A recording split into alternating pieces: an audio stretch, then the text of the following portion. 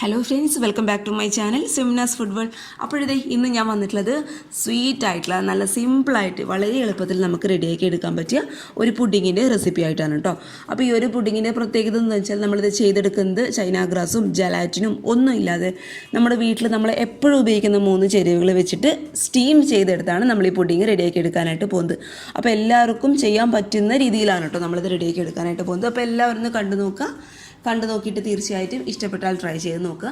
പിന്നെ എപ്പോഴും പറയുന്ന പോലെ ചാനലിലെ വീഡിയോസൊക്കെ ആദ്യമായിട്ട് ആരെങ്കിലും കാണുകയാണെന്നുണ്ടെങ്കിൽ ഇത് തൊട്ടുതാഴെ സബ്സ്ക്രൈബ് ബട്ടൺ ഒന്ന് പ്രസ് ചെയ്തോളൂ കേട്ടോ. അപ്പോൾ നമുക്ക് പെട്ടെന്ന് തന്നെ ഈ പുഡിങ് റെസിപ്പി സിമ്പിളായിട്ട് എങ്ങനെയാണ് ചെയ്യുന്നത് നോക്കാം. അപ്പോൾ നമുക്ക് ഈ പുഡിങ് റെഡിയാക്കാനായിട്ട് നമുക്ക് ആദ്യം ഈ പുഡിങ്ങിന് ആവശ്യമായിട്ടുള്ള പഞ്ചസാര ഒന്ന് ഉരുക്കിയെടുക്കണം. അതായത് പഞ്ചസാര ഒന്ന് കാരമലൈസ് ചെയ്തെടുക്കണം. അതിനായിട്ട് ഇതേ ഞാനിപ്പോൾ ഇവിടെ എടുത്തിട്ടുള്ളത് ഒരു 2 ടേബിൾ സ്പൂണോളം പഞ്ചസാരയാണ്. പിന്നെ നമുക്ക് പുഡിങ്ങിന് മെയിനായിട്ട് വേണ്ടത് പാലാണ് കേട്ടോ. അപ്പോൾ ഇത് ഇങ്ങനെയുള്ള 250 ml കപ്പിൽ 2 കപ്പോളം പാല്, അതായത് 1/2 ലിറ്ററോളം പാല് ഞാൻ എടുത്തിട്ടുണ്ട്. പിന്നെ നമുക്ക് വേണ്ടത് 2 കോഴിമുട്ട. പിന്നെ നമ്മുടെ പുഡിങ്ങിൻ്റെ മധുരത്തിന് ആവശ്യമായിട്ടുള്ള ഒരു 7 ടേബിൾ സ്പൂണോളം പഞ്ചസാര. അപ്പോൾ 7 ടേബിൾ സ്പൂൺ എന്നുള്ളത് ഈ പുഡിങ്ങിന് കണക്കായിട്ടുള്ള മധുരമാണ്, ഒരുപാട് കൂടുതലല്ല. എന്നാൽ എപ്പോഴും പറയുന്ന പോലെ തീരെ അങ്ങോട്ട് കുറവല്ല. അപ്പോൾ നിങ്ങൾക്ക് ഒരുപാട് മധുരം വേണമെന്നുള്ളവർക്ക്, അതായത് കുഞ്ഞുങ്ങൾക്കൊക്കെ ചിലപ്പോൾ ഒരുപാട് മധുരം കഴിക്കുന്നവർ ഇഷ്ടമായിരിക്കും. അപ്പോൾ ഒരുപാട് മധുരം വേണമെന്നുള്ളവർക്ക് ഒരു 8-9 ടേബിൾ സ്പൂൺ വരെ പഞ്ചസാര എടുക്കാം കേട്ടോ. പിന്നെ നമുക്ക് ഈ ഒരു പുഡിങ്ങിന് ആവശ്യമായിട്ടുള്ള ഫ്ലേവറിന് വേണ്ടിയിട്ട് വാനില എസൻസ്, അതായത് ഒരു 1/2 ടീസ്പൂണോളം വാനില എസൻസ് ഞാൻ എടുക്കുന്നുണ്ട്. അഥവാ നിങ്ങളുടെ കയ്യിൽ വാനില എസൻസ് ഇല്ല എന്നുണ്ടെങ്കിൽ ഒരു ഏലക്ക പൊടിച്ചത്, അതായത് ഒരു 1/4 ടീസ്പൂണോളം ഏലക്ക പൊടിച്ചതും കൂടി ചേർത്ത് കൊടുത്തോളൂ കേട്ടോ. അപ്പോൾ വാനില എസൻസിന് പകരമായിട്ട്. അപ്പോൾ ഇതൊക്കെയാണ് ഈ പുഡിങ്ങിന് വേണ്ടിയിട്ടുള്ള മെയിനായിട്ടുള്ള ഇൻഗ്രീഡിയൻസ്. അപ്പോൾ നമുക്ക് ഇതെങ്ങനെ റെഡിയാക്കുന്നതും കൂടി നോക്കാം. ഇനി ഇതേ സ്റ്റൗവിൽ ഞാനൊരു പാൻ വെച്ച് കൊടുത്തിട്ടുണ്ട്. ആ പാൻ അത്യാവശ്യം ഒന്ന് ചൂടാകുന്ന സമയത്ത് നമുക്ക് ഈ പുഡിങ്ങിന് ആവശ്യമായിട്ടുള്ള പഞ്ചസാര ഒന്ന് കാരമലൈസ് ചെയ്തെടുക്കാം. അപ്പോൾ നമ്മൾ നേരത്തെ എടുത്ത് വെച്ച് 2 ടേബിൾ സ്പൂണോളം പഞ്ചസാര ഞാൻ ഈ ഒരു പാനിലോട്ട് അങ്ങോട്ട് മുഴുവനായിട്ട് ഇട്ട് കൊടുക്കുന്നുണ്ട്. അപ്പോൾ ഷുഗർ കാരമലൈസ് ചെയ്തെന്ന് ശ്രദ്ധിക്കുക. നിങ്ങളിത് ഉരുകാനായിട്ട് വെള്ളമൊന്നും ഒഴിച്ചു കൊടുക്കേണ്ട ആവശ്യമില്ല കേട്ടോ. പഞ്ചസാര നന്നായിട്ട് ചൂടാകുമ്പോൾ അത് ഓട്ടോമാറ്റിക്കായിട്ട് അങ്ങോട്ട് ഉരുകാനായിട്ട് തുടങ്ങും. കണ്ടോ, നിങ്ങൾക്ക് ഇപ്പം തന്നെ ഇതിൽ കാണാൻ പറ്റുന്നുണ്ടാവുമെന്ന് വിചാരിക്കുന്നു. ഇത് ഓട്ടോമാറ്റിക്കായിട്ട് ഉരുകാനായിട്ട് തുടങ്ങിയിട്ടുണ്ട്. പിന്നെ ഉരുക്കിയെടുക്കുമ്പോൾ ശ്രദ്ധിക്കുക, ഒരിക്കലും ഹൈ ഫ്ലെയിമിലോട്ട് വെക്കാനായിട്ട് പാടില്ല. ലോ ടു മീഡിയം ഫ്ലെയിമിൽ വെച്ചിട്ട് പതുക്കി അങ്ങോട്ട് ഉരുക്കിയെടുക്കുക കേട്ടോ.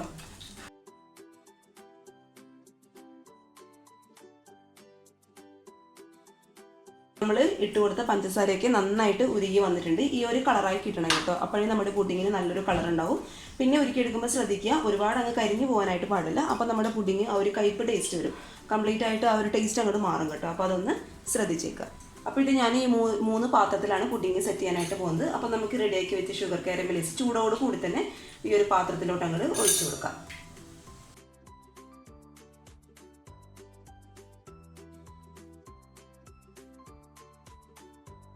ഇനി നമ്മുടെ ഈ ഒരു പാലിൻ്റെയും മുട്ടയുടെയും മിക്സ് നമ്മൾ നേരത്തെ സെറ്റ് ചെയ്യാനായിട്ട് വെച്ച കാരമലൈസ് ചെയ്ത ആ ഒരു പാത്രത്തിലോട്ട് അരിച്ചിട്ട് ചേർത്ത് കൊടുക്കാം കേട്ടോ. അരിക്കുന്നത് എന്തിനാണെന്ന് വെച്ചാൽ എന്തെങ്കിലും മുട്ടയുടെ ഒരു കട്ടയൊക്കെ ഉണ്ടെങ്കിൽ അതങ്ങോട്ട് മാറാൻ വേണ്ടിയിട്ടാണ് അരിച്ചിട്ട് തന്നെ ചേർത്ത് കൊടുക്കുന്നത്. അപ്പോൾ ഇതേ 3 ബൗളിലോട്ടായിട്ട് ഞാൻ ഒഴിച്ചു കൊടുക്കുകയാണ്.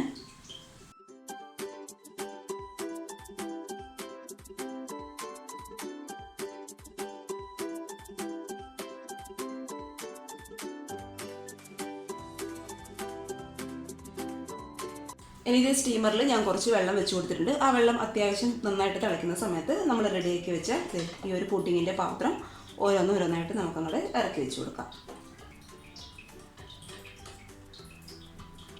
ഇനി ഇത് അടച്ച് വെച്ച് ഏറ്റവും ഹൈ ഫ്ലെയിമിലിട്ട് കറക്റ്റ് 15 മിനിറ്റ് കേട്ടോ. ലോ ഫ്ലെയിമിലോ മീഡിയം ഫ്ലെയിമിലോ ഇടണ്ട, ഹൈ ഫ്ലെയിമിലിട്ട് കറക്റ്റ് 15 മിനിറ്റ്. 15 മിനിറ്റ് കൊണ്ട് നമ്മുടെ പുഡിംഗ് ഒക്കെ നന്നായിട്ട് സെറ്റായിട്ട് വന്നിട്ടുണ്ട്. നമ്മളിങ്ങനെ തൊട്ട് നോക്കുമ്പോൾ ഒട്ടും കയ്യിലൊന്നും ഒട്ടിപ്പിടിക്കാനായിട്ട് പാടില്ല കേട്ടോ. അതാണ് അതിൻ്റെ കറക്റ്റ് പരുവെന്ന് പറയുന്നത്. ഇനി നിങ്ങൾക്ക് വേണമെന്നുണ്ടെങ്കിൽ ഇതിങ്ങനെ തന്നെ കഴിക്കാം. അതായത് ഇതിൻ്റെ ചൂടൊന്ന് മാറിയതിന് ശേഷം അങ്ങനെയാണെന്നുണ്ടെങ്കിൽ അങ്ങനെ കഴിക്കാം. അതല്ല, ചൂടൊന്ന് മാറിയതിന് ശേഷം ഫ്രിഡ്ജിൽ വെച്ചിട്ട് തണുത്തിട്ടാണ് കഴിക്കുന്നതെങ്കിൽ അങ്ങനെ കഴിക്കാം കേട്ടോ. ഞാൻ എന്തായാലും ഇപ്പോൾ പുഡിങ് തണുത്തിട്ടാണ് സെർവ് ചെയ്യാനായിട്ട് പോകുന്നത്. അപ്പോൾ നമുക്കിതിന് 1 മണിക്കൂർ ഫ്രീസറിലല്ല, ഫ്രിഡ്ജിൻ്റെ നോർമൽ റാക്കിൽ വെച്ചിട്ട് നന്നായിട്ടൊന്ന് തണുപ്പിച്ചെടുക്കാം. നമ്മുടെ പുഡിങ്ങൊക്കെ നന്നായിട്ട് ഒരു 1-1.5 മണിക്കൂർ കൊണ്ട് നന്നായിട്ട് തണുത്ത് വന്നിട്ടുണ്ട്. ഓൾറെഡി ഞാനിവിടെ പാത്രത്തിൽ നിന്ന് ഒരെണ്ണം മാറ്റിയിട്ടിട്ടുണ്ട് കേട്ടോ.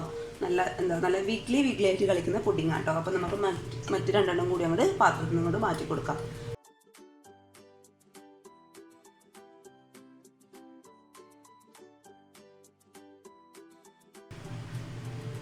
നമ്മുടെ അടിപൊളിയായിട്ടുള്ള പുഡിങ്ങാണ് കേട്ടോ. എല്ലാവരും ട്രൈ ചെയ്ത് നോക്കുക. നല്ല സ്വീറ്റ് ആയിട്ടുള്ള നല്ല സിമ്പിൾ ആയിട്ടുള്ള നമുക്ക് ചൈന ഗ്രാസും ജലാറ്റിനും ഒന്നുമില്ലാതെ നമുക്ക് എളുപ്പത്തിൽ ചെയ്തെടുക്കാൻ പറ്റിയ നല്ലൊരു പുഡിങ്ങിൻ്റെ റെസിപ്പി കേട്ടോ. അപ്പോൾ എല്ലാവർക്കും ഇഷ്ടമായെന്ന് വിചാരിക്കുന്നു. എല്ലാവരും ഒന്ന് ട്രൈ ചെയ്ത് നോക്കുക. നമ്മൾ ഇതിൽ മുട്ട ചേർത്ത് കൊടുത്തുകൊണ്ട് മുട്ടയുടെ മണമൊന്നും ഒരിക്കലും മുന്നിട്ട് നിൽക്കില്ല കേട്ടോ. അതിന് വേണ്ടിയിട്ടാണ് നമ്മൾ വാനില എസൻസ്, ആ ഒരു മുട്ടയുടെ ഫ്ലേവർ ഇഷ്ടമില്ല എന്നുണ്ടെങ്കിൽ വാനില എസൻസ് നമ്മൾ ചേർത്ത് കൊടുക്കുന്നത്. ഇനി അതും കയ്യിലില്ല എന്നുണ്ടെങ്കിൽ ഞാൻ നേരത്തെ പറഞ്ഞ പോലെ ഒരു 1/4 ടീസ്പൂണോളം ഏലക്ക പൊടിച്ചത് ചേർത്ത് കൊടുത്തോളൂ കേട്ടോ. അതിൻ്റെ ഫ്ലേവറൊന്നും മുന്നിട്ട് നിൽക്കുന്ന വെച്ചിട്ട് ഒരിക്കലും ട്രൈ ചെയ്യാതിരിക്കരുത്. എല്ലാവർക്കും ഇഷ്ടപ്പെടുന്ന നല്ലൊരു റെസിപ്പി കേട്ടോ. അപ്പോൾ എല്ലാവരും ഒന്ന് ട്രൈ ചെയ്ത് നോക്കുക. കുഞ്ഞുങ്ങൾക്കൊക്കെ ഇഷ്ടപ്പെടുന്ന നല്ലൊരു സ്വീറ്റ് ആയിട്ടുള്ള സിമ്പിളായിട്ടുള്ള പുഡിങ്ങിൻ്റെ റെസിപ്പിയാണ്. അപ്പോൾ എല്ലാവർക്കും ഇഷ്ടമായെന്ന് വിചാരിക്കുന്നു. ഇഷ്ടമാണെങ്കിൽ വീഡിയോ ലൈക്ക് ചെയ്യുക. അതുപോലെ എപ്പോഴും പറയുന്ന പോലെ ചാനലിൻ്റെ വീഡിയോസൊക്കെ ആദ്യമായിട്ട് ആരെങ്കിലും കാണുകയാണെന്നുണ്ടെങ്കിൽ സബ്സ്ക്രൈബ് ചെയ്യുക കേട്ടോ. അപ്പോൾ നാളെ ഒരു നല്ല വീഡിയോ ആയിട്ട് കാണും വരെ thank you for watching Simna's food world. By.